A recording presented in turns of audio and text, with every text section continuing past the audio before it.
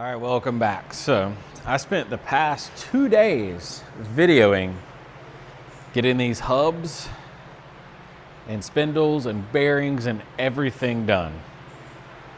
And the microphone messed up on me and it corrupted everything.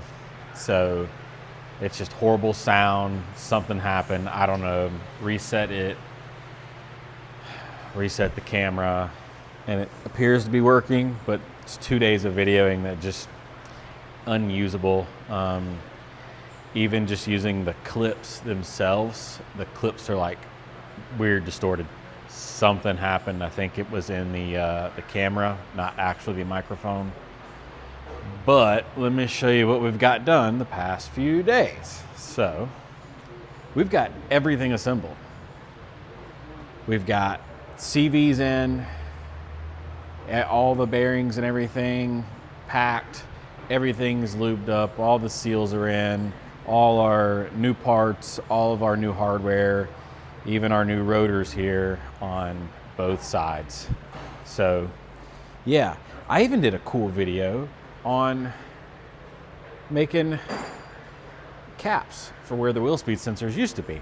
So if you guys have an 80 or use an 80 axle and you need little caps here to delete the sensors, I got the file and I can make them super cheap for you. Yeah, great times here. It sucks. Literally 2 days of assembly and videoing just out the door. But here's what we got. What we're doing right now is last night after we closed, brought my new calipers and put them on our paint rack here. We painted them racing red with some high temp clear over top of it. We're gonna put those in, or on. Yeah, it sucks to suck sometimes, but is what it is. If you guys are using this as a tutorial to how to assemble 80 series front axle, go somewhere else. Just look online. They're super easy to do. I literally walk through everything, including like torque specs, but again, files got ruined, so what are we gonna do? Let's put some brakes on. All right, testing the microphone again. But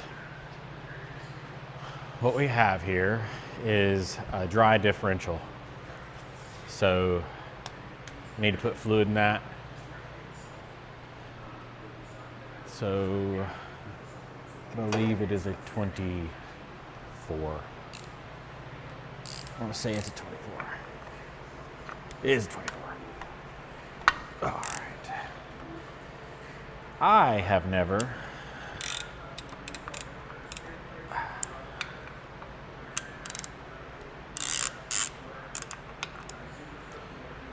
forgot to put diff fluid in one of these, but I have a buddy who has. They had a 100 series, and 100 series can make it about 1.1 miles with no diff fluid in it. Just so you guys know. Got diff fluid open. What we use here is AMSOIL. I'm putting 75 140 in it. These easy packs are a game changer for stuff like this. Break-in fluid is the thick stuff here. Running the 140 again. After it breaks in, I will probably switch this 140 out to 75 90 because it's not going to be used all the time. Even though the diff technically will be turning, it won't be under power. So that is one of the coolest things about these packs is you can squeeze them all the way down like that. Squeeze hard as you can. And when you pull it out, there's literally nothing left. Pack number 2.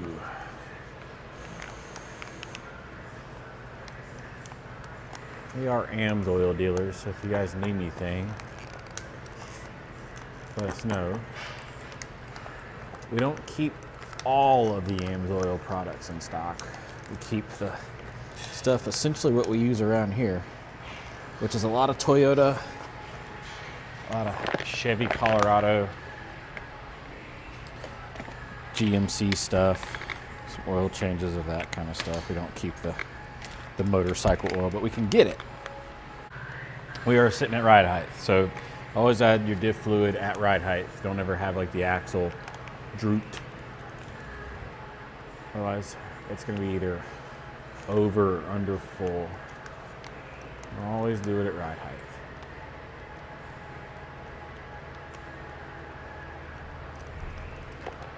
So give that a minute. So the fluid will work its way down the tubes there. So if you fill it up really fast, this goes for every vehicle. Fill it up too fast and it starts pouring out, you put your cap on, usually you're a little low. You gotta let it work its way. That goes for rear ends as well. Give it a minute, and then you can usually get a little bit more.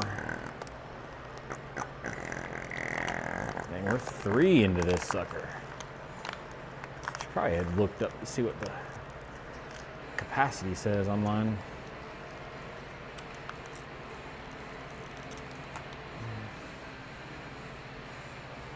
I don't mind that little dribble, that's just me making a mess.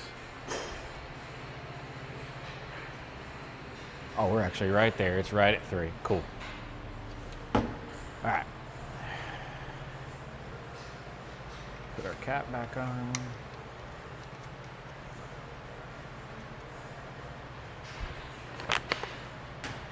And tighten her up.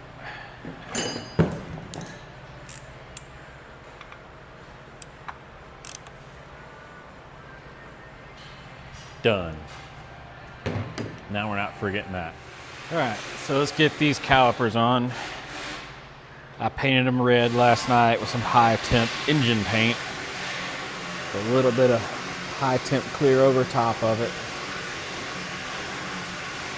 Went racing red, just because we can. Wheels have a little gap in them, so you'll be able to see these. These are just factory-ish, off-the-shelf calipers from O'Reilly's. Nothing crazy. We could use power brake, but power brakes ain't in the budget. But since this is an 80 series axle, the power brakes would work. But we also are using the factory 1986 booster and master cylinder, which is the same one as my 1980 Toyota Crawler I had, and I had just factory 80 series calipers on it, and that thing did really well. It was on 37s, and I could stop really well going down a mountain. This thing will be all right. So there's one side. And the driver's side. And the pads I'm running are just like O'Reilly premium. I think they're ceramic pads. They might be like semi-metallic or something. They're the better of the 3 choices that they have there.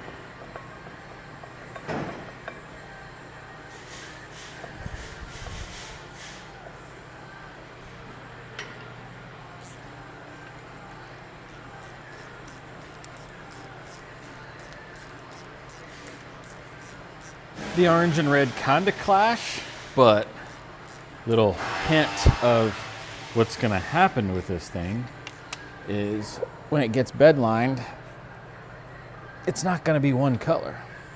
Hint, hint on the color options that this thing's going to have on it. So the orange and red will go together.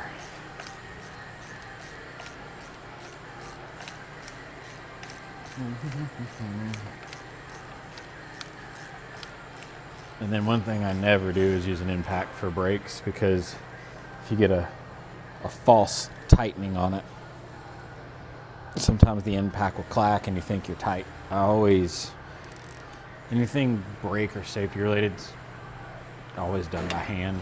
Just makes me feel better. Yeah, we're tight. I'm gonna load pads in these and then I'll be back. So almost quitting time for the day. been plugging away at this thing. Let me show you what I have going on. After getting the normal day-to-day stuff done, which was a go fast for me, coilover's back in.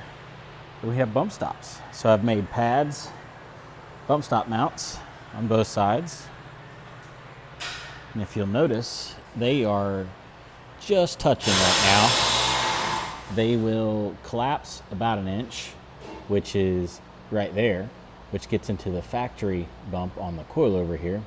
So at square bump, everything's cool.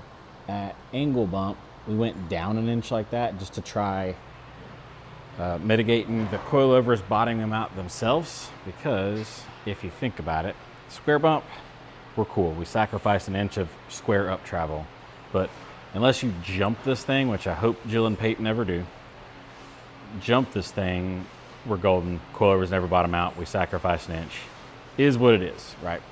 But if it's off-road and hits a slight bump and the axle's already flexed a little bit, if we set these two square with each other, then this right here would bump out before that did. So what we're doing is trying to mitigate a little bit of that, and by sacrificing an inch of square. I hope that makes sense. Geometry, yeah. You could get away and not having to do this if we move the bump stop out here in line with the coilover, but how ridiculous would that mount look? So we're just doing that. And these bumps are Jill's old Dura bumps off her old Tundra she had years ago. So reusing parts here. So that's what I've done. And if you also notice, I am in the middle of eyeballing the steering dampener up here. Don't mind it, it's been acting funny, it's pushing itself out.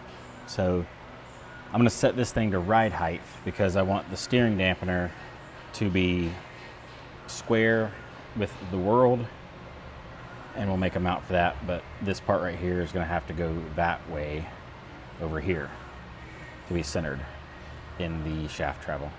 But slowly getting there. That mount's gonna be fun to make. It's gonna have to come down quite a bit, but at full bump here, doesn't look like we're gonna have any issues at all with that. So, that said, see you guys later. Goodbye. Be back next video for a steering dampener.